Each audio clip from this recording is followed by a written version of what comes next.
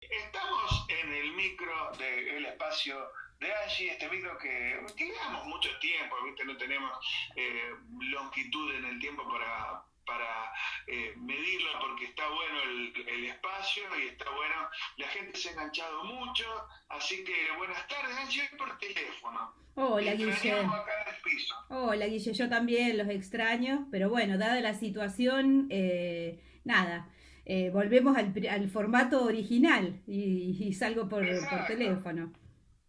Eso es lo que pensamos acá con Edgardo, ¿viste? Volvemos al formato original.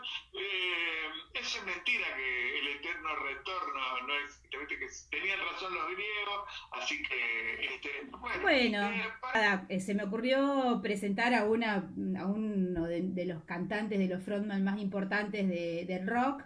Y bueno, verlo desde el punto de vista de sus anécdotas, de su vida. Y me pareció interesante conocer varias cosas de su perfil, más allá de que vamos a transitar toda su música y el aporte que él hace al rock. Pero bueno, por ejemplo, me gustaría empezar diciéndoles una frase de él: la vida es un viaje, no un destino, por ejemplo. Una parte de un tema de él que a mí personalmente me llega muchísimo. En realidad todos sus Seguro. temas tienen un mensaje, pero bueno, si yo les digo Life's a Journey, not a Destination, es una parte de Amazing. Y así que vamos a hablar de Steven Tyler. Y bueno, y todas sus anécdotas y conocerlo un poco como persona también, porque me gusta también compartir con ustedes parte de su infancia, como para saber también cuáles son sus raíces y cómo él ha ido transitando, digamos, sus 72 años que hoy tiene. 72, che, mirá vos, Claro, parecía menos. no. Bueno, la gente dice lo mismo de nosotros. Bueno, pero me parece que realmente es una persona bueno, que es un sobreviviente del rock, que ha logrado cosas bastante complicadas, como mantener un grupo, por ejemplo, de rock desde los 70 que se mantienen activos, que se han sabido reinventar, que son exitosos, que casi 5 décadas llegan juntos, con altibajos, con sus peleas, con sus cuestiones, pero siempre para adelante. Que bueno, que ha superado un montón de cosas personales también, cosas Ajá. bueno, que lo hacen ser quien hoy es a sus 72 años y con tanto camino recorrido y con tanto legado que ha dejado, ¿no? Claro, con tanta agua que pasó bajo el río. Pero bueno, esto es inexorablemente así. Nadie puede decir que a lo largo de tantos años, yo te diría tantas décadas, esto no hayan tenido conflictos, ni hayan tenido obstáculos para superar. Pero como vos dijiste bien la palabra, reinventarse, eso es lo que han logrado, Sí, a pesar de los totalmente. años Siempre y a pesar mantenerse activos y siempre como un paso adelante y marcando tendencia también desde todos lados, porque con sus letras, con su sensibilidad y con su forma, digamos, que él tiene de expresarse, con cómo deja la vida en cada una de sus performances.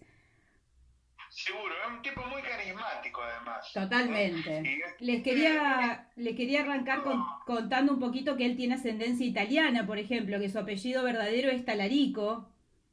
ah, Mira, se llama Steven Víctor Talarico. Víctor Talarico era su papá, entonces él se llama Steven Víctor Talarico. Nació en New York y un poquito les voy a contar cómo estaba compuesta su familia. Él tiene una hermana mayor y bueno, y cuando habla sobre su mamá, por ejemplo, transmite que la mamá dice que le encendió el fuego que le daría el calor el resto de su vida. Así define a su mamá, porque le enseñó a leer. Le contaba cuentos cuando él era chico, fábulas, y bueno, y un día la mamá se dio cuenta que él ya podía leerla solo, y bueno, a partir de ahí él solo ya empezó con su fantasía y a leer sus propios cuentos. La mamá era como un espíritu libre, según él, la veía así, y siempre le gustaban los cuentos populares y de hadas. Y la parte musical viene del papá. El papá era un pianista clásico y tenía ah, su propio piano en su casa, un Steinway tenía, y practicaba 3 horas diarias. Y bueno, básicamente dice que él se sentaba en el piso y que tiene recuerdos desde los 3 años. Se sentaba en el piso y que con esa música ya construía su mundo imaginario. Y, y bueno, ahí es donde él creció escuchando y viviendo entre este tipo de música. Y su papá tocó en el Carnegie Hall, que es una sala de conciertos en Manhattan. Y bueno, él le preguntó y le dijo, dice, ay, ya era un poco mayor, cómo había llegado cómo había hecho para tocar ahí. Y su papá dice que le dijo la lección de su vida, practico, hijo mío. Y él lo que más destaca de su papá, y que creo que él realmente lo heredó, es que su papá no tocaba de memoria. Dice que cada nota era como un primer beso. Así lo describe él a su papá. Y leía sus partituras como si lo hubieran compuesto para él. Tocaba con tanta emoción que hacía vibrar el interior de mis huesos.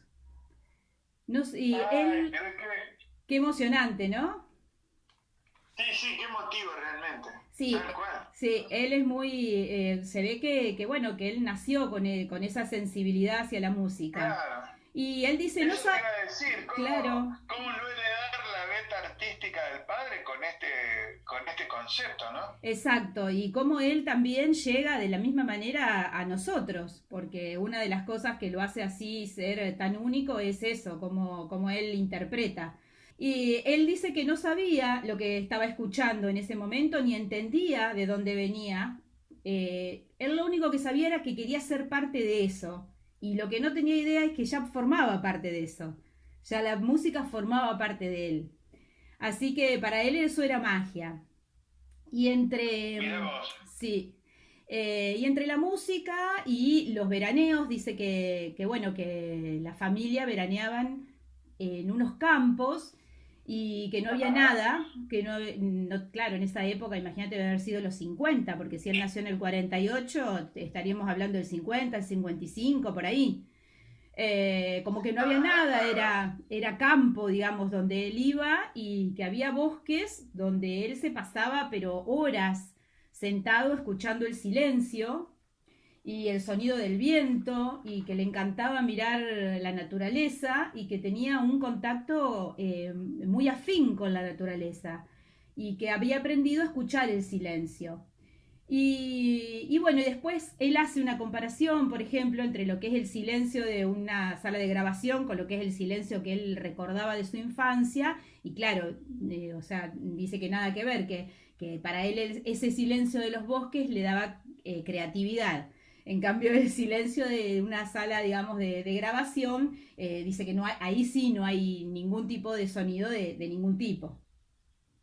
Así Claro. que, bueno, eso y también él considera que su espíritu nació en la naturaleza y en la iglesia, porque él era muy concurrente de la iglesia y cantaba en el coro. Y a los 6 años ya la maestra le había enseñado, la maestra de canto le había enseñado todos los himnos, así que él los cantaba divinamente y ya tenía su beta porque dice que le encantaba ir a la iglesia porque le gustaban dos mellicitas. Entonces, a él le gustaba ver si podía adivinar cuál era cuál. Claro, Así que, claro. ¿viste? Bueno, y bueno, dice bueno, que su papá, además de ser músico clásico y de tocar así en teatros, también tenía una banda en el barrio, digamos, con los que hacía valses para fiestas, así que los vecinos bailaban y esas cosas. Y bueno, y en un momento le pidió que él tocara la batería. Así que arrancó tocando batería.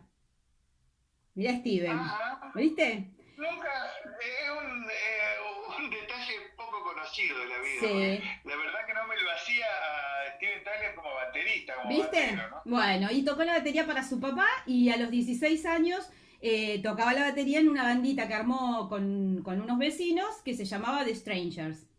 Así que, Ajá. mirá vos, arrancó tocando la batería, ¿viste? Y después pasó a otra banda que se llamó Chain Reaction y en la cual ya ahí cantaba él temas de los Beatles y de los Rollings. Y bueno, Ajá. esa banda, digamos, esta Chain Reaction, en el año 69 llegan Joe Perry y Tom Hamilton y ahí es como que se nace Aerosmith. Ya ahí se conocen ellos y eso se transformó después en Aerosmith. Así Fíjate que vos, ya 50 años de la banda, 5 sí, décadas, sí, increíble, ¿no? la verdad que increíble Porque, todo lo que han transitado. claro, juntos, todo más que una vida juntos, ¿viste? Más que una vida. Realmente, Si estuvieron y separados, siguen ahora te voy a siendo, contar, te estuvieron separados un toquecito, un tramo nomás. Pero ujú, bueno, la verdad que prácticamente con tantos años es como que estuvieron juntos siempre. Bueno, a principios de los 70 ellos ya tuvieron una actuación muy buena en un club muy legendario neoyorquino, Max Kansas City, que era un lugar bastante así popular, donde habían tocado bastantes músicos y ellos consiguen el primer contrato discográfico en ese bar. Esto fue en el año 72. Y bueno, hacen su primer álbum que le ponen bueno, el mismo nombre de la banda, Aerosmith, en el 73, con canciones muy importantes. Y entre ellas Dream On, bueno, que es un tema que Steven compuso cuando tenía solo 17 años. Es un temazo que atraviesa toda la historia, que hoy se sigue cantando. Y bueno, nada, lo compuso él cuando tenía 17 años. Así que un adolescente, totalmente. Y mirá bueno, vos. sí, eh, empezaron otro tipo de problemas en ese momento, en los años 70. Si bien ellos logran tener un éxito fantástico como rockstar, porque ya se instalan y todo en el ambiente. Y bueno, nada, y él describe cuando hace su autobiografía, esa que yo les conté, que te molesta el ruido de mi cabeza. ¿Se acuerdan que se las nombré en algún otro micro que hice? Bueno, Sí, él hace una narración muy detallada de toda esta etapa, porque, bueno, pasaron cosas como muy tormentosas y bueno, y él con lujo de detalle relata todos esos acontecimientos que, bueno, que fueron un poco por ahí haciendo el declive de todo este éxito que ellos tuvieron cuando bueno, empiezan a tener muchos problemas con sus adicciones. Y bueno, entonces ellos, si bien habían tocado el cielo, el tema de la droga hace bueno, fruto de ello empiecen a estar, bueno, hastiados, incapaces de salir a escena. Dice que hay, él mismo cuenta que hay shows donde a lo mejor tocaban dos veces el mismo tema sin darse cuenta. Y pasaron una serie de cuestiones y de conflictos incluso entre ellos y en un momento, bueno, Joe Perry decide abandonar Aerosmith y se arma como un proyecto solo y posteriormente también otro de los miembros se va.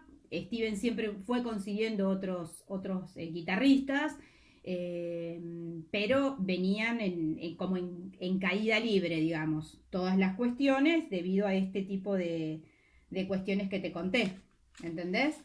claro, sí, sí, Es totalmente. como Ajá. que, bueno, nada, a los tumbos Ujú. iban, pero bueno, iban en decadencia. Y hasta que, bueno, en el año 82 parece que como que Steven tuvo un momento de lucidez en el que dijo bueno, que todo se estaba arruinando, que se estaba gastando fortunas en estas sustancias bueno, que lo estaban arruinando y que se estaba quedando sin nada. Y ahí es donde, bueno, toma conciencia un poco de las cuestiones que estaba viviendo. Y bueno, lo llama Joe Perry y le pide que vuelva. Y él dice, en realidad, Joe cuenta que él se presentó en uno de los shows de Aerosmith, se presentó con su guitarra a ofrecerse para volver a tocar.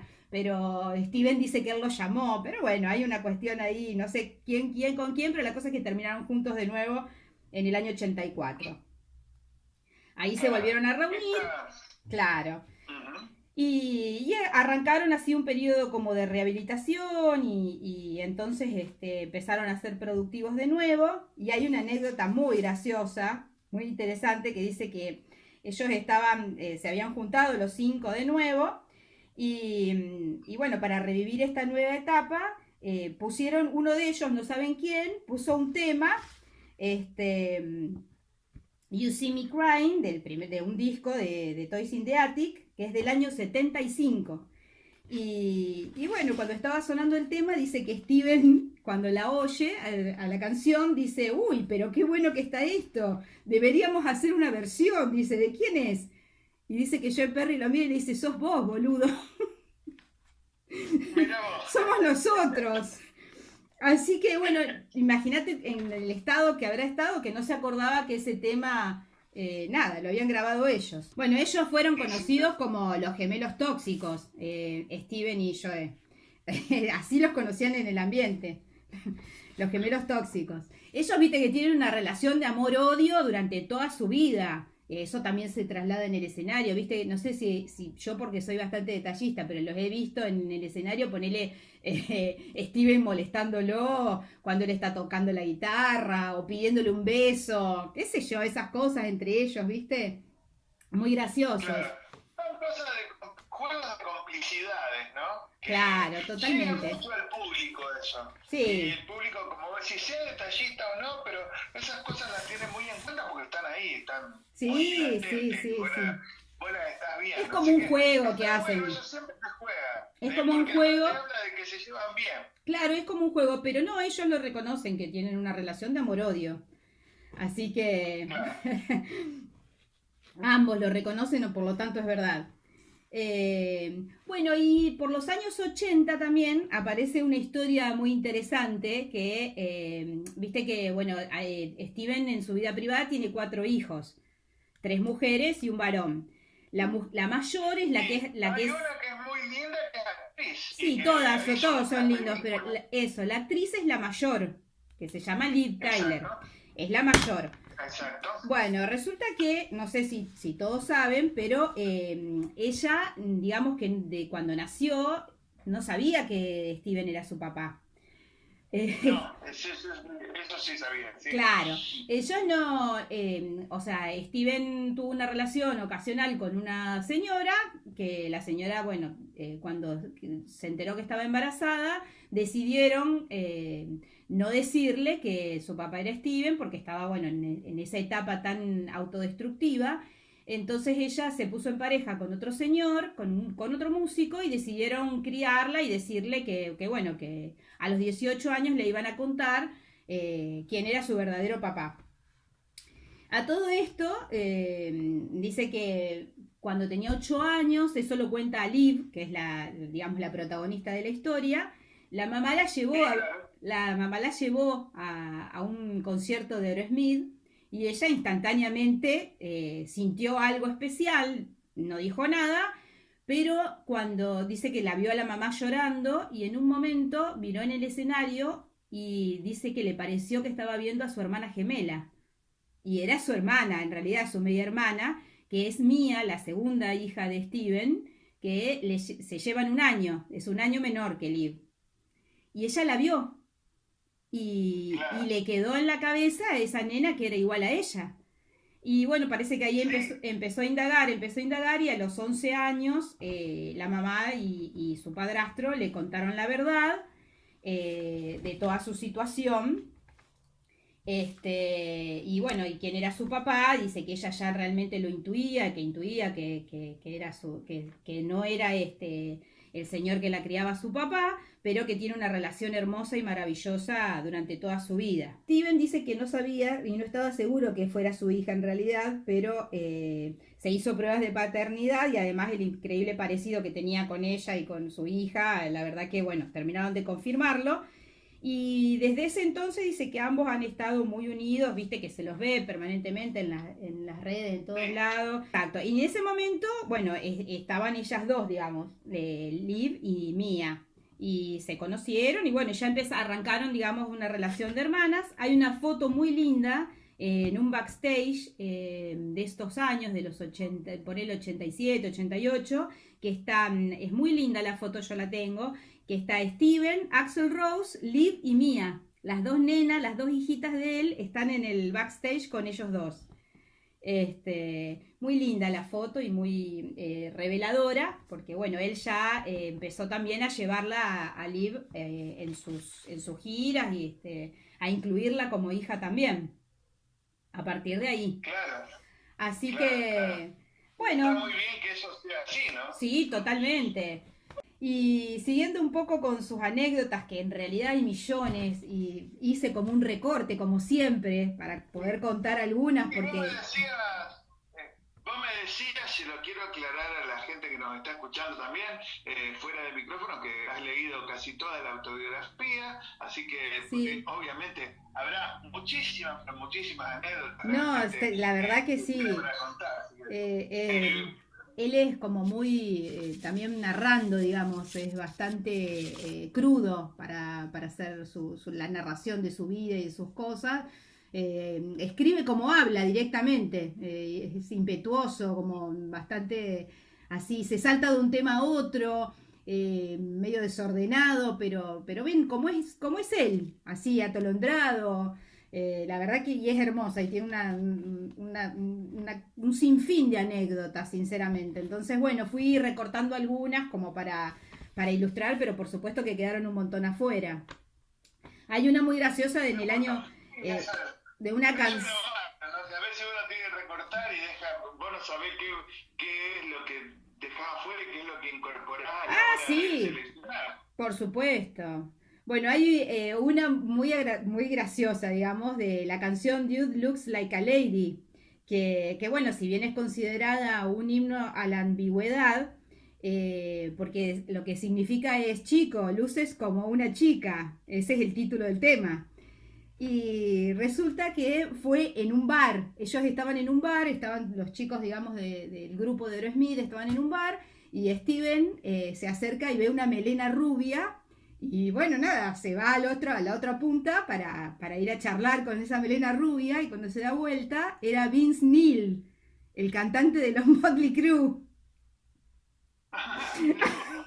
No, entonces, claro, Steven cuando lo ve le dice, dude, looks like a lady. O sea, chico, te ves como una chica, le dice. Y ahí quedó y después hicieron un tema con eso. El tipo lo transforma en arte y hace una Sí, canción. y Qué hace una canción. copado. No, y además que hace una canción que es un himno, sinceramente, a la ambigüedad, como es él, como es Steven, viste que él en realidad, todo el mundo le dice que parece una mujer y todas esas cosas, a él tampoco le molesta Sí. eso.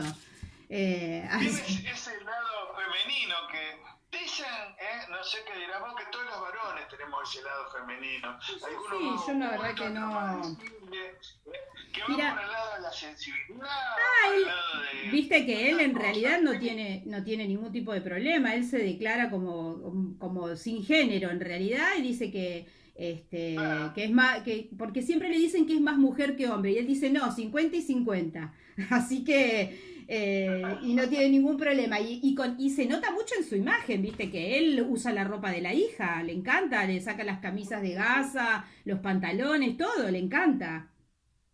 Así que no tiene ese tipo de problema ni de conflicto. No, no, es verdad eso. Me parece buenísimo y habla muy bien de él. Bueno, a todo esto Vince Neil no lo reconoce. Él dice que no, que el tema salió porque, no sé, que nada, que él no tenía nada que ver. Pero en realidad, Nicky Six, en su autobiografía, que te acordás que yo te conté que en uno de los micros también hablé de la autobiografía de Nicky Six. Bueno, Nicky Six lo Sí, sí. confirma. Confirma que Steven lo confundió con una mujer y se lo dijo y que el tema salió de ahí. Así que, bueno, hay dos contra uno. Claro. Y son mayoría por el 50%. Así que Sí, habrá que totalmente. creerle. Así que bueno, también cuenta que dice que bueno, que ha perdido la cuenta de la cantidad de pechos femeninos en los que ha estampado su firma. Y viste que, bueno, nada, cuando hay muchas personas que se hacen autografiar el cuerpo, no solamente el pecho, en este caso, bueno, con Steven, pero la mayoría después va de un tatuador y se le queda tatuada la firma de su ídolo o de quien haya conseguido su firma.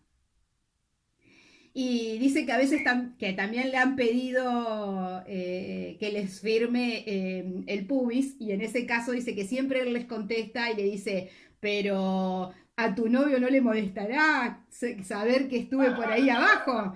No, muy gracioso, él cómo lo cuenta y cómo lo dice.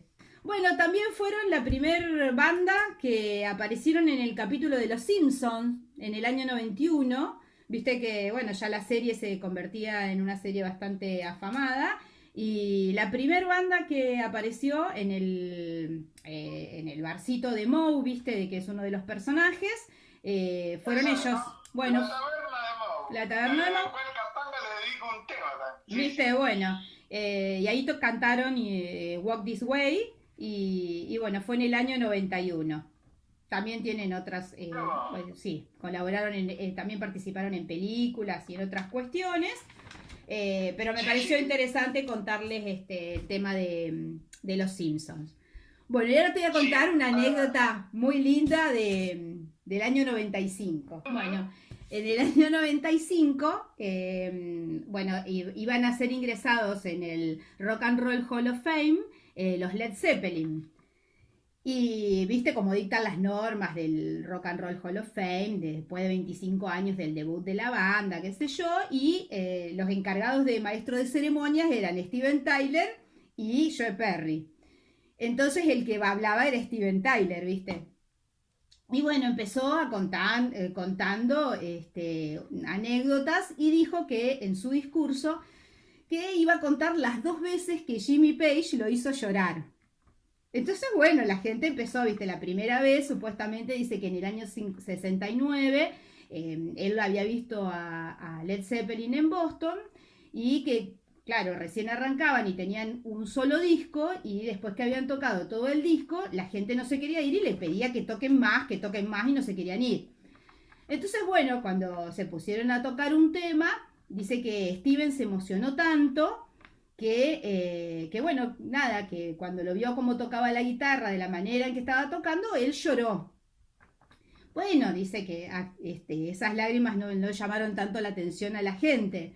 Y entonces dice Steven, a todo esto, si vos lo ves al video, pues yo lo vi, está genial, ellos están como maestros de ceremonia frente a la gente y en un pasillo al costado están todos los de Led Zeppelin, digamos, esperando para entrar. Entonces lo están viendo por un monitor, están escuchando por un monitor todo lo que Steven está diciendo. Entonces dice, bueno, y ahora la segunda vez que me hizo llorar Jimmy, dice, fue después de un concierto de Led Zeppelin, que yo fui al backstage a esperar al grupo para saludarlo a Jimmy Page, y apareció del vestuario con una chica muy guapa del brazo, dice. Dice, eso no me hubiera impresionado tanto si no hubiera sido mi novia y la que vivía conmigo en ese momento. Así que, no sabes la cara de Jimmy ahí en el pasillo escuchando eso. Entonces dice, enseguida me imaginé cómo me iba a tirar toda la ropa por la ventana, dice. Pero bueno, Jimmy es tan jodidamente impresionante en el escenario que no pude mucho tiempo estar enojado con él. Así lo dijo él en esa ocasión. Así que nada, me pareció muy gracioso para contarles esta anécdota. Como él, bueno, se toma con gracia casi todo lo que le pasa en la vida, ¿no? Está bien, es un buen aprendizaje para todos nosotros que lo escuchamos también. Sí, un divino. Está buenísimo conocerlo en su faceta humana, digamos, porque muchos nos referimos a su arte.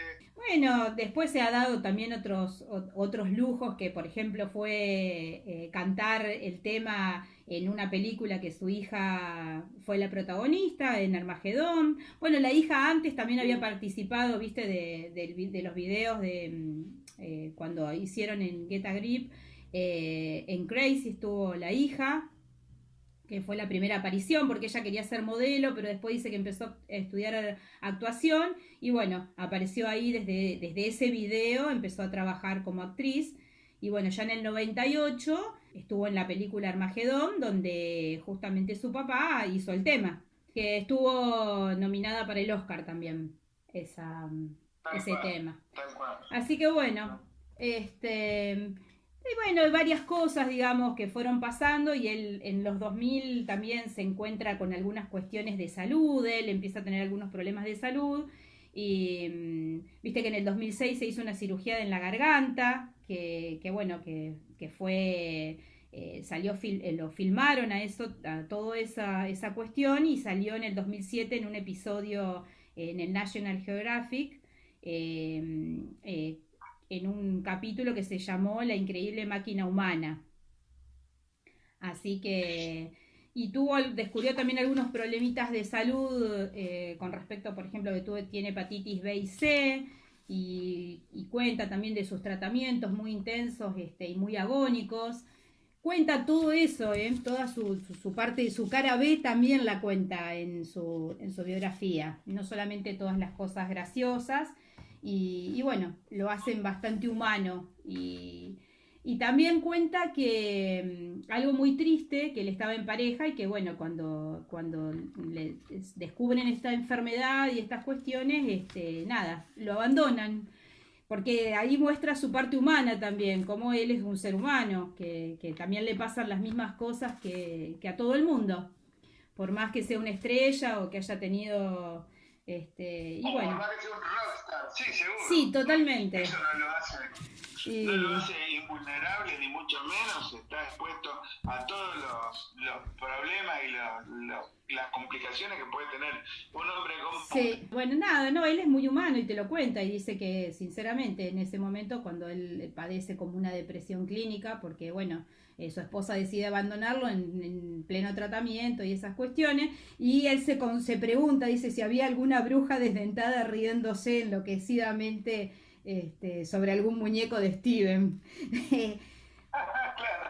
Claro, lo trata de llevar para el lado, digamos, para tomarlo más livianamente a lo que le estaba pasando, pero bueno, y volviendo un poco a algunas otras cuestiones más graciosas, hay una anécdota con la hija, dice que bueno, nada, que la contó ella, la contó la hija en realidad, que no está bueno mezclar, dice, a sus amigas con el padre, porque una vez dice que estaban en habían ido a una fiesta, ella con su papá, y bueno, le pidieron, digamos, que contara la historia de Steven, y resulta que cuando se van de esa fiesta, que era de Stella McCartney la fiesta, los habían invitado a todos y obviamente él había ido con su hija en Inglaterra, y a la salida se subieron todos en una furgoneta y le tocó estar sentado al lado de Cameron Díaz, nada menos. Así que nada, dice que le dijo: Cameron, si alguna vez necesitas un acompañante que te lleve al cine, o si vos me pudieras enseñar Londres, y dice que no terminó de decirlo y que la hija ya directamente le dijo: papá, por favor, estás tratando de conquistar a una de mis mejores amigas y no me hagas pasar vergüenza. Así que bueno, dice que por un momento se sintió avergonzado, dice, pero ya enseguida se le pasó, que no tuvo ningún problema. Lo último que les quería contar, que bueno, cuando se acuerdan, tiene relación con lo primero que les conté, de cuando Steven se sentaba a escuchar al papá. Dice que en el año, cuando el papá tenía 93 años, y fue a su casa y se sentó en el piano y empezó a tocar Claro de Luna, y para él fue algo... claro, mucho más profundo que cualquier otra cosa que haya hecho o vaya a hacer en mi vida. Dice que fue tan profundo que le recordaba las emociones de niño y que lloró en esa ocasión, que se le cortó la respiración como antes. Y mirá la reflexión que hace. Dice que lo bueno, dice, a veces no sabes lo afortunado que eres hasta que miras para atrás y reflejas de dónde vienes. Y dice: empecé allí y ahora estoy aquí. Supongo que todos estamos acá, pues no estamos allá. Nada, con su papá a los 93 años tocándole el piano. Así que me pareció también muy interesante para contarles a lo último. Y el último tema que vamos a escuchar ahora es Dream On, que es el tema que él hizo a los 17 años, en una versión del 2014, que canta con un coro de chicos de California, de niños de California, y que lo hizo como homenaje a las víctimas de un atentado de la Maratón de Boston, que había sucedido un año antes, con un saldo de 3 muertos y 260 heridos. Cuando arranca van a escucharlo, que él dice, esto es para ti Boston, bueno, this is for you Boston, dice él, antes de empezar a tocar, y parece que la canción hubiera sido escrita justamente para esto, porque en un momento, les hago solo la traducción de una parte del tema, que dice, canta conmigo, canta por el año, canta por la risa y canta por el llanto. Canta conmigo, es solo por hoy. Tal vez mañana el buen Señor te lleve con él. Esa es la letra de la canción. Así que bueno, ahora sí la escuchamos. La escuchamos y nos despedimos hasta la semana que viene. Bueno, muchas gracias. Gracias, Guille, por todo. Dale, gracias.